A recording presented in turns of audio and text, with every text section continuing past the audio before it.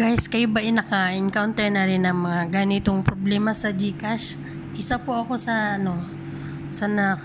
naka-encounter ng ganyan nung something went wrong sa yan, hindi ko ma-open talaga yung GCash ko for 2 days.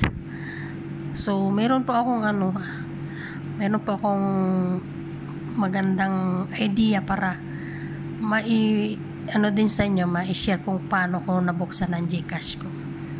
Ang una ko pong ginawa is nagtry. Sabi ko, hindi naman siguro nawawala. So, ang sakit talaga ng ulo ko that time. Tapos may nagsabi sa akin na mag-open ka ng VPN. So yun, ayoko pa dati kasi alam nyo naman yung VPN guys. So nagtry ako talagang mag-download ng VPN. Tapos yun, nung na-open ko yung VPN, so trinay kong ino-open yung aking GCash. Yun guys, na-open ko siya. Until na-open na yung GCash ko.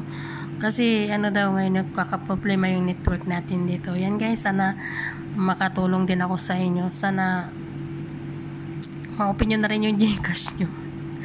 Yan guys, yan. Kung hindi pa kayo subscribe sa channel ko, yan. Please click the button guys, yan. Pa-subscribe na din. Salamat. Sana nakatulong.